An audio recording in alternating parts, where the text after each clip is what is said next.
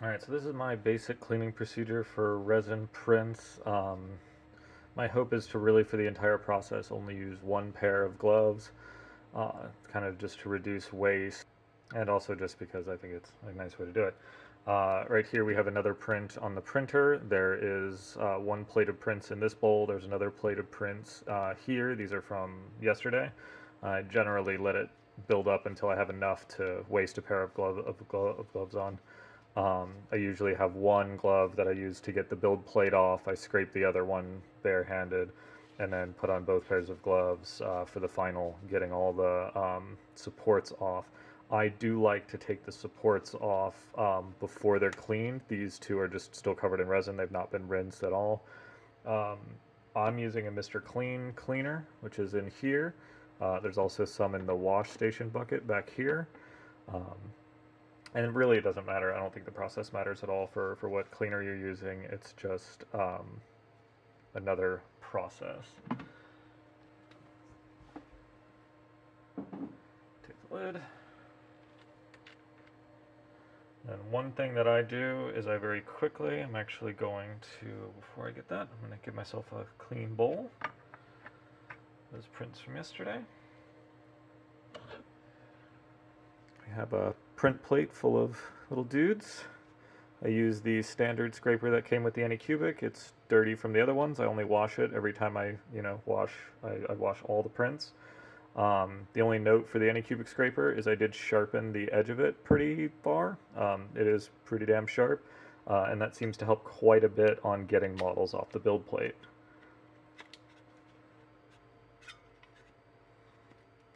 Of course, on video it's not going to work.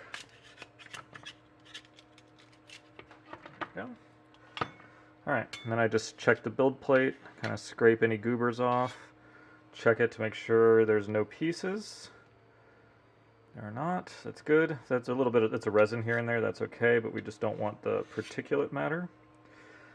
And then that goes right back on the machine. Not washed, not rinsed, not messed with. Let's tighten back up. Lid goes back on.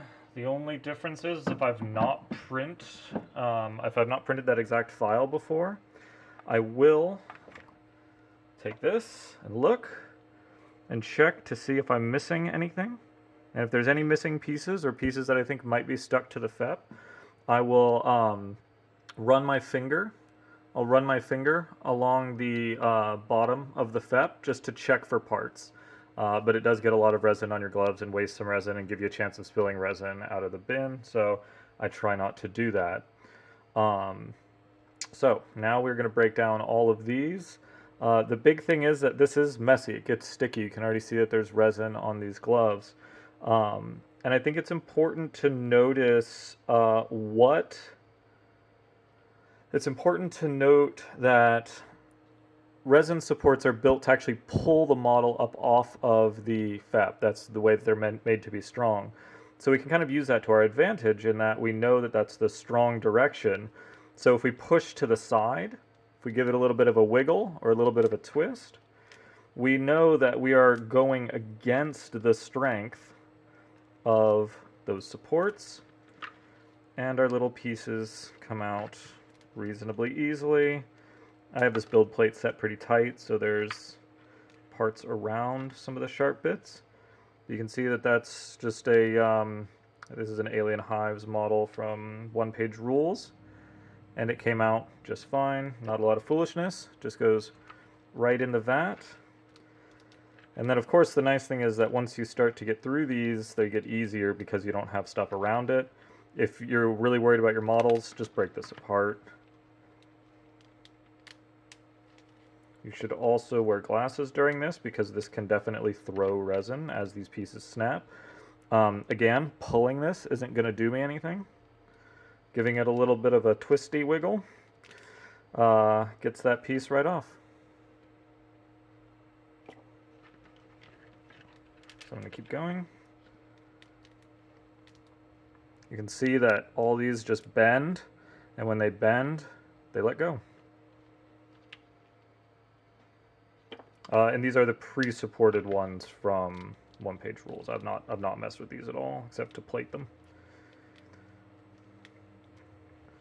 One thing, of course, putting a lot of force on it this way, you can break ankles like that, so you do want to be a little bit cautious. So if you're feeling something not let go, look and dig your fingernail in there, and you can generally split the supports off the bottom of the model.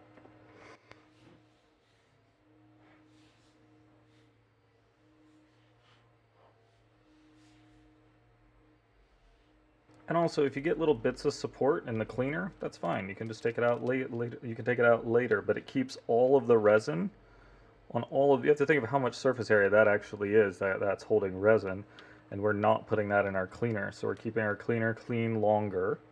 We're making less of whatever horrible toxic mess that is cleaner plus wet resin. And then hopefully we don't have to replace our cleaner as often.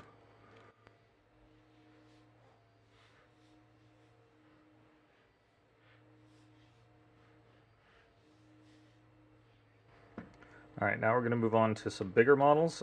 Those were, what are they? They're the Alien Hive Soul Snatchers, so they're relatively small. I'm not going to pull one out of the cleaner because it'll get on my gloves. But that was 2 plates of those. I think that was 8 in each plate. And cleaning those, you can see gloves are messy. They're a little sticky. But I would say it's like cold oil or like very, very heavyweight oil right now. Which, while gross, as long as and these aren't even super well-fitting gloves, but they are reasonably well-fitting. Like, I still have good dexterity in them. I would make sure you get thick enough gloves that if you stab through onto a sharp part, you're not going to pierce your glove and get resin on your finger, or worse, punch through your skin and get resin into your skin. These are bigger parts. These should be easier to remove, and sure enough, that one just essentially fell off. Almost lost a tail, or sorry, this is a tongue, pair of tongues. Make sure that you're accounting for all your parts when you throw them in the trash bin here, because yeah, you'll lose some of the small stuff. One thing to note: this trash bin will need to go sit outside for a while, and the epoxy will need to cure all the way. Otherwise, you will have gross resin in the trash, and you don't want that. So we don't do that. We do not throw uncured resin in the trash if possible. Again, pieces come off real nice. Now on this one that I did yesterday, I did have a failed piece, so I'm going to have to find which part that is, probably on assembling the models, and then reprint that component. Hopefully it's an arm or something, so I can just figure it out easy and do it. Alright, there's another body. One thing I do to kind of make my 3D models that I pay for go a little further is every time I do them, I do all of them the right way around, and then I just mirror all the models. And if you're building a big group of dudes, that does make it different. You can see how I nested 2 components here. You can see this tongue component's actually nested up between these legs. Even though it would never automatically do that, it does save quite a bit of print space to do that. I nest my files as tightly as I can possibly get them. See, just coming right off. Check for little edges and bits. We're good there.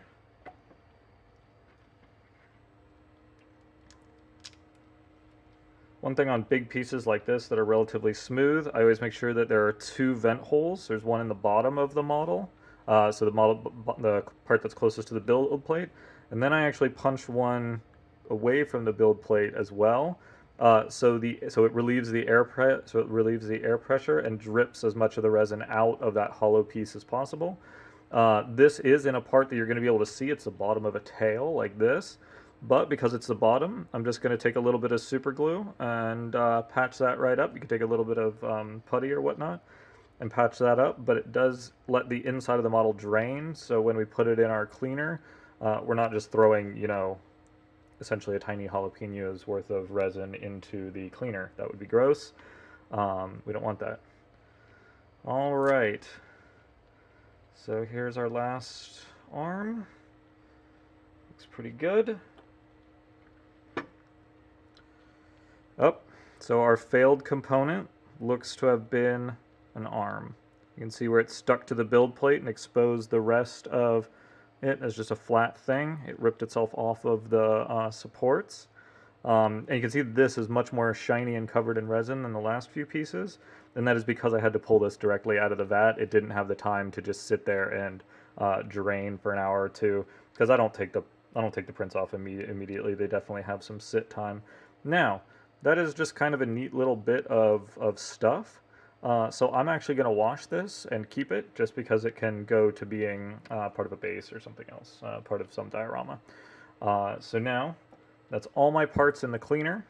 I have two bowls. I have my bowl with just resiny goobers, and then I have my bowl with all of my supports right here. So this bowl will get dumped out onto a piece of paper or cardboard and left out in the sun. I'm in Alabama, so that makes it nice and hot. Like today is enough sun that by the end of the day, these will be completely cured and safe to go in the trash as just plastic.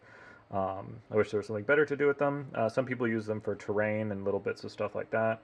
I do not. I'm too lazy. I'm sorry, guys. The only other thing to note is my scraper. You saw it. It is messy. The scraper will actually go in the wash and cure station. So the nice thing is as of right now, I'm done with resin hands. My scraper has resin on this end of it, but the wooden end is actually clean. So as long as I'm careful about where I set that, that I can touch with bare hands. On these bowls, I specifically just don't touch the bottom edge of the paper bowl, so that way I can pick it up and just flop it over onto the cardboard and then just scrub it out with a stick or something to get the parts apart so they can cure in the sun. But my goal is to have as little resin time as possible and to only use one pair of gloves. So I'm going to deglove really quickly. Correct way to take off gloves, grab the palm, this hand, peel it off, then ball it in this fist. Of course, this actually makes it so these gloves will not cure, so that's a environmental issue, but that's another day. Take this glove in this hand, grab it like this, finger up under, pull around, and then actually use that to encapsulate your other glove and all the dirty surfaces. If you really want to, you could tie this off. I don't care that much, so this will just go in the trash. If I wanted to cure all that resin, you could probably get it off like this, but you would end up getting resin on my hands, and the slight amount of resin in this is okay compared to getting on my hands. I just don't want to get the stuff on my hands. So now it's hands-free process.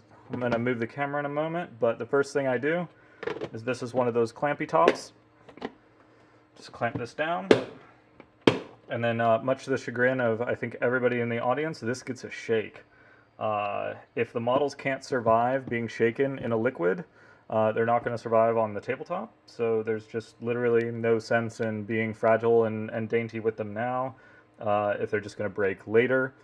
Anything that breaks during this step, I generally know that that's a part of the model that needs to either be beefed up or glued together and have a pin put through that component. So these get just kind of a slosh.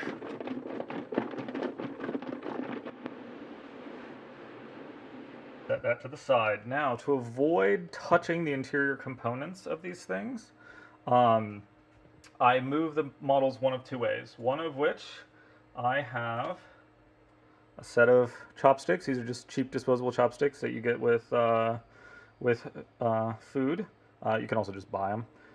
But these allow me to grab stuff out of the resin vat or out of the resin-filled cleaner without touching it with my hands.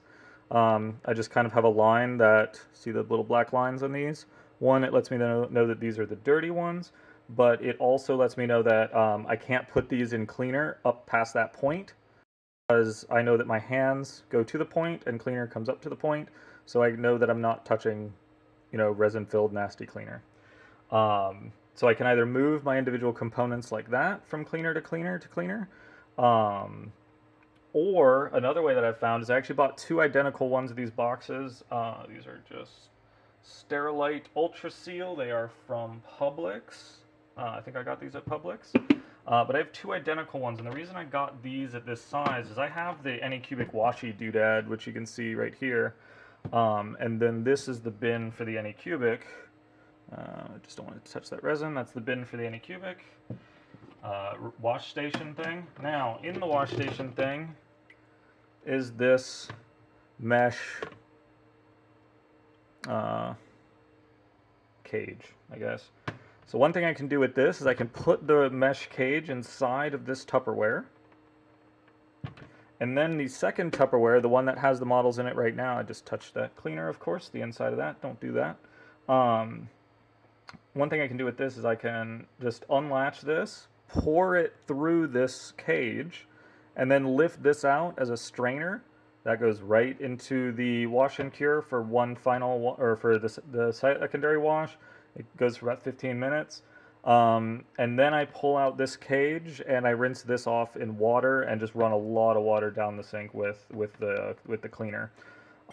Some parts may be too small to go through the anycubic little bucket thing. And I assume this works for any of the branded printers. I have the anycubic stuff, but I assume it works for all of them. Some of the parts go through there, like little arms and hands and things like that. Will slide through that and either hit the impeller or just get lost, and you have to fish them out of the bucket, and it's a pain in the butt. One thing that I found is you can get large tea strainers, just on Amazon, I think. You could probably get them at, I don't know, wherever tea is sold in your area. But the nice thing is they clamp shut. They have this little clampy here, so they clamp shut, but they are still open enough that the washing fluid can get through. So anytime that I'm doing individual components or little like shoulder bags or things like that where they're going to fall through, because these are maybe, I'd say it's maybe six millimeters for the holes in the anycubic. So if you have really tiny parts, you can see that this has actually kept some of the extra support material has actually not fallen through these holes. So for small parts, I will still put them in one of these buckets, rinse them with everything else, but instead of just pouring it through the anycubic thing, I'll pour all the liquid through here and essentially strain the parts into this. Then this gets balled up and thrown in there, and then it washes again in here and then gets rinsed off in water. So that's the only other thing is for small parts, get a giant tea strainer. The set that I got had 3 different sizes. I just used the biggest one. And then once it's in here, and once it's rinsed off in water, it's still not safe to touch. So what I do is I just dump this out onto a bunch of paper towels that get reused. Spread them all out with another pair of chopsticks. Those are still dirty ones. With a clean pair of chopsticks that are not cleaner filled. And I use these to just scrub around the parts to get them separated so they will dry. I don't think you can see it on camera, but you might be able to see that the tips of these are slightly gray. And that is a tiny, tiny bit of leftover resin. So that is the stuff that, even though we've thoroughly washed these things, this would be getting on your skin if you had decided to touch the model after rinsing it off. So these I use to move the model to the little exposure plate. You do have to get your chopstick skills on point, but now with these chopsticks I can just move models onto this plate. Take this plate, it goes in the curing station, and then once we're done with that, the models are safe to, relatively safe to play with. All my stuff gets painted, but that would be pretty much as far as you can go for making resin safe. Thanks guys, hopefully that helps a little bit. Again, the only reason that I'm doing it kind of this way is to use one pair of gloves and to not get all of this resin that you're seeing here, all the resin that's left over on these supports, in my cleaner fluid to let my cleaner last a little bit longer. One thing that I will note is I am using Mr. Clean. It's like a bright green, that stuff. This smells way more than any of the resin does, and I imagine that it is not super good for your lungs, so I try to keep these containers closed when possible. The other thing I will note about this is I have found that rinsing it quickly doesn't really do as good of a job as just leaving it in there for a few hours. So I give it that little bit of a swirl, and then I'll actually leave those parts in the cleaner for a little while, and I find that does a better job at getting the the resin out of especially like deep crevices. Giving it time definitely helps. Um, I'm not a huge fan of IPA just because I don't like the way it smells. I have some. You can see it is unused. It's a full bottle because I just cannot stand the way it smells. Another thing, these bottom gray mats, they're big silicon mats. You can get, this one's a 2x3 and this one is a 1x2, I think. And they fit perfectly on this little cabinet space that I've made. And the nice thing is that these I can take outside and cure them and wash them off completely when they get super gross and nasty. If you want to cure something quickly, just a UV light. That will quickly cure that. You can see the color on the camera just lost its mind. That's because it can't really see that well. But that will partially cure that. Of course, I just partially cured some stuff on my scraper, but I will do my best to clean that. One thing with the scraper and this wash bucket, if you have the anycubic wash bucket, there are 2 wires up here at the top. I do not know what they are for. I assume they are just for strength. But the one nice thing is that your scraper fits in there, and I don't know, it's just perfect. It fits that scraper, so the scraper can go in the cleaner with everything else and get fully and properly cleaned off. Because I know that some of these scrapers get gross and then it loses its fine edge. Again, sharpen that thing and it will be your friend from the factory. It will scrape your build plate to no end. Alright guys, thanks.